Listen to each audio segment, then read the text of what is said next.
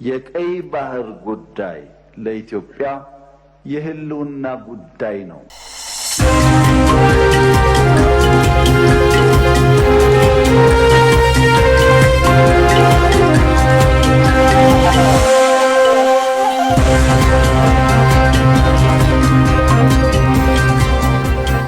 የኢራኑ ሁለንተናዊ መሪ አያቶላህ አሊ ቴህራን ኒውክሌር ለማበልጸግ የማንንም ፈቃድ አትጠብቅም ብለዋል። የአሜሪካ መንግስት ተደጋጋሚ መግለጫ ስሜት የማይሰጥ ነው በሚልም አጣጥለውታል። እነሱ እንግዲህ ኢራን መቼውንም ዩራኒየም እንድታበለጽግ አንፈቅድም ይሉናል በሚል ፖለቲካዊ ጫናውን የገለጹት አያቶላህ አሊ በራሳችን መንገድ እንጓዛለን፣ ማንንም አናስፈቅድም ነው ያሉት። በአሜሪካና በኢራን መካከል እየተደረገ ያለው የኒውክሌር ድርድር አደጋ ውስጥ መግባቱን የሚያሳይም ሀሳብ ሆኗል ተብሏል። ይሄኛው በመካከለኛው ምስራቅ የዶናልድ ትራምፕ ልዩ መልእክተኛ ስቲቭ ዊትኮፍ ቴህራን ዩራኒየም እንድታበለጽግ አንፈቅድላትም ማለታቸውን ተከትሎ ነው አያቶላህ ይህንን የተናገሩት ብሏል ዘ ታይምስ ኦፍ እስራኤል።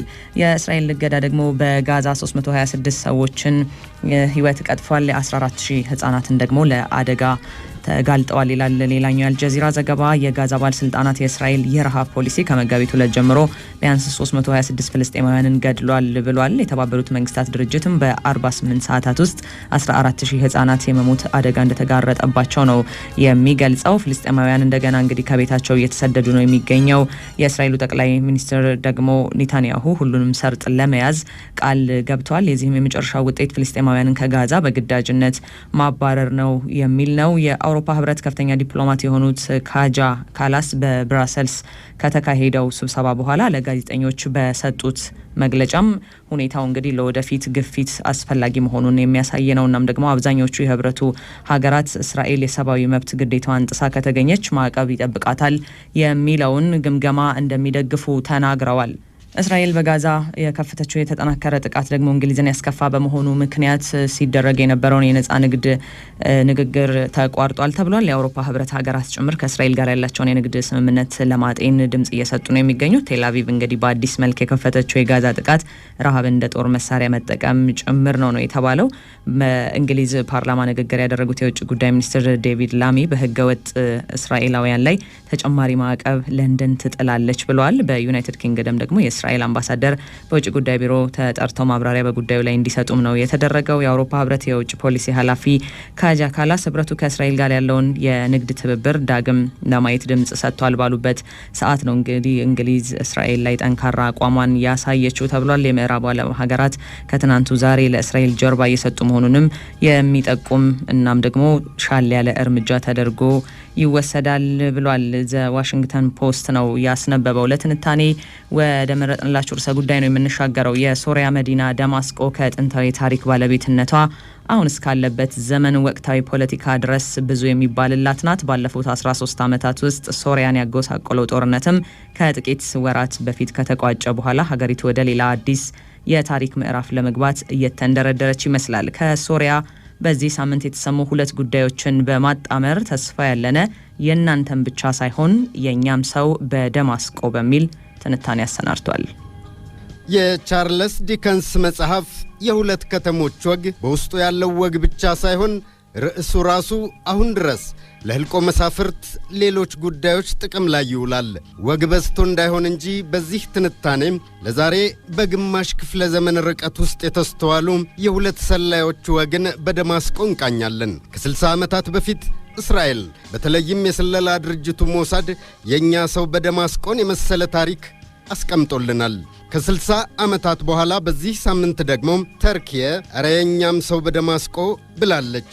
ያኔ በደማስቆ የተንጎማለለው የሞሳዱ ሰላይ ኤሊ ኮህን በእስራኤል እስካሁን በዚህ ዘርፍ ወደር የለሹ ሰው ሲሆን ብሔራዊ ጀግናዋም ነው።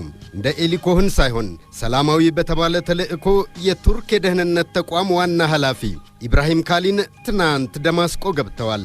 የነዛም ሰው የነርሱም ሰው በደማስቆ ከሃይማኖታዊ ፍልስፍና ጋር በተያያዘ የጥናት መስክ እስከ ፕሮፌሰርነት ማዕረግ የደረሱት ያሁኑ የቱርክ የደህንነትና የስለላ ተቋም ኃላፊ ኢብራሂም ካሊን ቀድሞ ባልተነገረ የድንገት የጉብኝት ነበር ትናንት ደማስቆ የተገኙት። የተርኪየ ብሔራዊ ደህንነት ድርጅት በእነርሱ አህጽሮታዊ አጠራር ሚት ኃላፊ የሆኑት ኢብራሂም ካሊን ከሶሪያው ፕሬዝዳንት አህመድ አልሻራም ከውጭ ጉዳይ ሚኒስትር አሳድ አልሻይባኒና ከሶሪያ የደህንነት አገልግሎቷና ዲሬክተር ሁሴን አልሰላማ ጋር ስለመነጋገራቸውም ተዘግቧል። ኢብራሂም ካሊንና የሶሪያ ባለስልጣናት ያካሄዱት ውይይት በጥቅል በሁለቱ ጎረቤታማ ሀገራት መካከል የኖረውን የሻከረና በመጠራጠር ላይ የተመሰረተ ግንኙነት ወደ ተሻለ ጉርበትና ለማሳደግ ያለመ ነው። የንግግራቸው የትኩረት ነጥቦች ከነበሩት መካከል የፕሬዝዳንት ትራምፕ አስተዳደር በሶሪያ ላይ ለዓመታት ጥሎት የቆየውን ጥብቅ ማዕቀብ በቅርቡ ለማንሳት መወሰኑ አንደኛው ጉዳይ ነው። በሶሪያ ምቹ መደላድል አግኝቶ የኖረው አሸባሪ ቡድን አይኤስአይኤስን በጋራ ስለማጥፋት በተመለከተም ተነጋግረዋል። በገፍ በቁጥጥር ስር የዋሉ የአይኤስ ቡድን አባላትና አብረዋቸው ያሉ ቤተሰቦቻቸው ተገድበው የሚኖሩባቸውን ካምፖችን ስለማስተዳደር የሁለቱ ጎረቤት ሀገራት ባለስልጣናት ከመከሩባቸው መካከል ሌላኛው ተጠቃሽ ነጥብ ነው። መረጃዎች እንደሚያመላክቱት ከሆነ ከ15000 በላይ የሚሆኑ የአይኤስአይኤስ አባላት የነበሩ ምርኮኞች ቤተሰቦቻቸውን ጭምር ይዘው በሶሪያ ምድር በተለያዩ ካምፖች ውስጥ ተገድበው ይኖራሉ።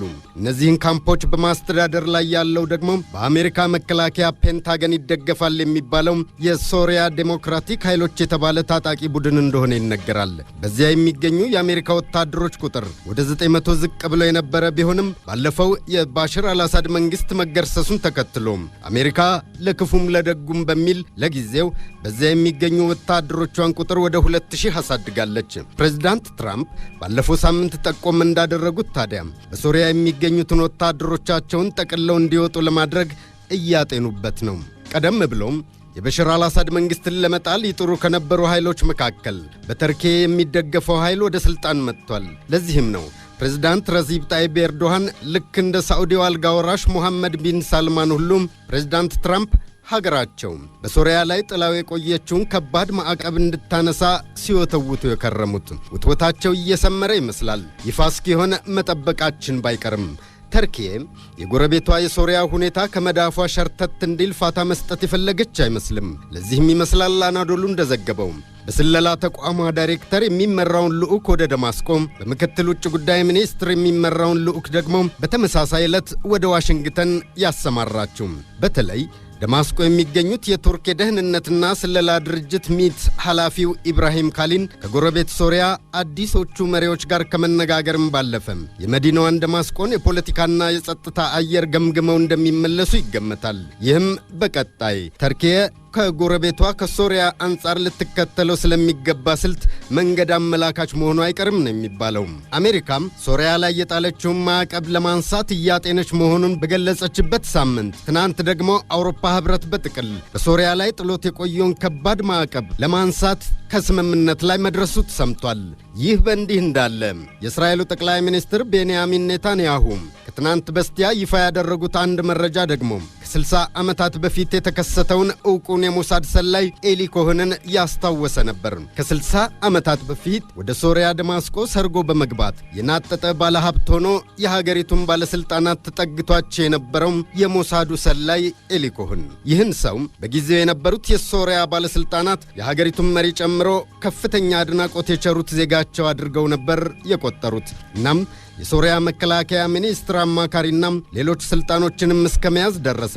በ1965 ግን ወደ እስራኤል በምስጢር የሬዲዮ መልእክት እያስተላለፈ እያለ ተያዘ።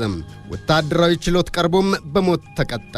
እስራኤል ደግሞ በስለላ ሙያ ቁንጮና ብሔራዊ ጀግናዬ ብላ ሐውልት አቆመችለት። በኢትዮጵያ ደራሲና ተርጓሚ ማሞ ውድነህ የኛ ሰው በደማስቆ በሚል የተረጎሙት መጽሐፍ አስደማሚውንና ትንፋሽ የሚያሳጥረውን የኤሊ ኮሄንን እውነተኛ የስለላ ተግባር አስነብበውናል። የእስራኤል የደህንነት ተቋም ከአዲሱ የሶሪያ መንግስታቸው ጋር ባደረገው ስምምነት መሰረት ታዲያ ያ የሞሳዱ ሰላይ በሶሪያ ደማስቆ በኖረባቸው ዓመታት ይገለገልባቸው የነበሩ ቁሳቁሶች፣ የግል አልባሳቱም፣ ለሞሳድ ያስተላለፋቸው የድምፅና የጽሑፍ መልእክቶቹም፣ ከባለቤቱ ናዲያ ኮሄን ጋር የተጻጻፋቸው የፍቅርና የሌሎች ጉዳዮች መልእክቶቹም ወደ እስራኤል እንዲመለሱ መደረጉን ጠቅላይ ሚኒስትሩ ይፋ አድርገዋል። ከ60 ዓመታት በኋላም የባለቤቷን የኤሊ ኮሄንን የግልና የሥራ ቁሳቁሶች ወደ እስራኤል መመለሳቸው ከትናንት በስቲያ ይፋ ሲሆን ባለቤቱ ናዲያ ኮሄንና ሁለቱ ተጣማሪዎች ያፈሯት ሴት ልጃቸው ሶፊ ቤንዶር ተገኝተዋል። ናዲያ ኮሄን እንደተናገረችው ከሆነም ታዲያም የእርሷ የመጨረሻው ፍላጎቷም በሕይወት እያለች የባለቤቷ በድን ከደማስቆ ወደ ቴልአቪቭ ተመልሶ በክብር እንዲያርፍላት ነው። ከ60 ዓመታት በፊት ሞሳድ፣ አሁን ከ60 ዓመታት በኋላ ደግሞ ተርኪየ የእኛ ሰው በደማስቆን አስታወሱን።